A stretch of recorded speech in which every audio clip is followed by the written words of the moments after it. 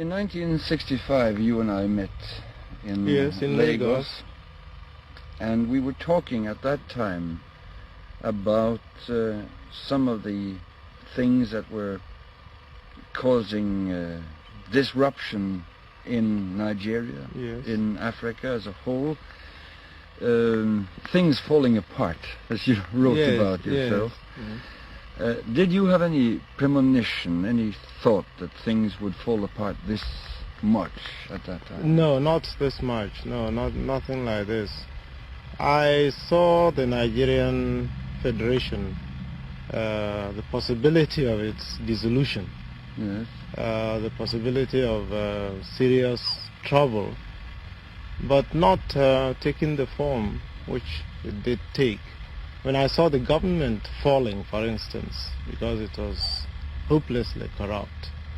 In fact, probably by the time we were talking, the two of us, I was already working on my novel, which was my fourth novel, which handled the situation, the corrupt situation of a government and military intervention when nothing else seemed possible. But I didn't foresee anything like the massacres of Eastern Nigerians and the present situation. I think, as far as I'm concerned, the honeymoon is over. The first few years of independence is full of promise, is full of excitement, and actually a lot has happened. I mean, there's nothing like running your own business. I mean, whatever anybody may say. It's better to be in charge of your business and mess it up than get somebody else to do it for you. I strongly believe in this. But at the same time, I think that one has to take a hard look. And I'm now talking as a writer, you see, and my next book is in fact intended to take a hard look at the situation, what we have made of this freedom. And there are some very sad mistakes, some very sad incidents that one must record. Så på det politiske plan.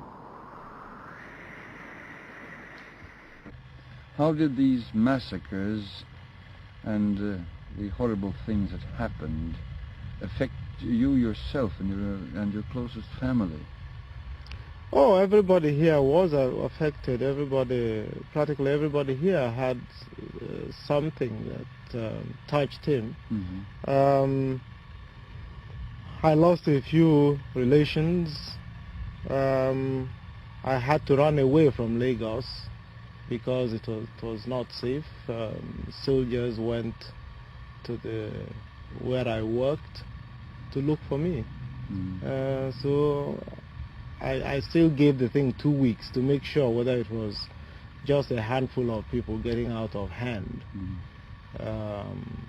But it wasn't. It seemed like a well-planned and coordinated program, so I fled like many other people. You lost a brother, didn't you? Yes, in the army in Ibadan, a young fellow. He was killed.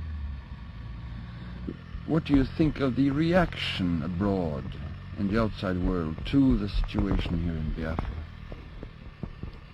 Well, to begin with, one was very much disappointed in the early stages at the lack of appreciation of the issues.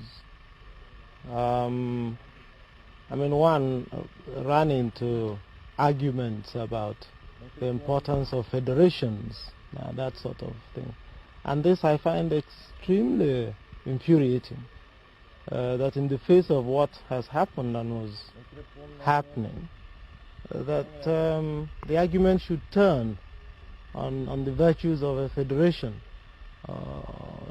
unity. Now it seems to me to be terribly wrong to put systems of government over the welfare of men. It seems to me that governments are designed to serve and preserve men and society. And here you had a government which not only did not serve or preserve a significant section of its citizenry, but went out of its way to join in their destruction. And still people talk about the virtues of unitary government or unity or federation. I think this is outrageous. Taking Europe as an example, the attitude seems to be, well, this is an African affair. Well, it isn't. This is a human affair. It is all right to give Africa, since this is right at its doorstep, the first option. But it's obviously failed. It's obviously failed to take any meaningful step in this. And it would have appeared to me, I would have thought, that the rest of the world would then see the problem and deal with it as a human problem. We are not only Africans, we are in the world as well. African independence is a myth. You see, there's really very little independence here. When people say, for instance, this is an African problem, let's leave it to them, they are being dishonest. When Britain says, for instance, this is an African problem, or Wilson says this is an African problem, he is being grossly dishonest, because if they thereafter left the matter to Africans, it would be another matter. But they say that in public, and then they go around and supply arms to one side in the conflict. So it's not. In fact, they're not leaving this matter to be solved by Africans, so it doesn't make sense. So the first disappointment I got is that this independence that about which we rejoiced in the early 1960s is really quite empty.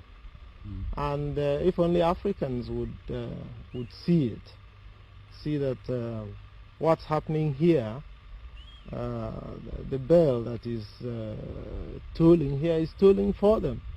If they would only see it, I mean, something would have been gained out of this disaster. Well, you are now living in a completely surrounded, or almost completely surrounded, country.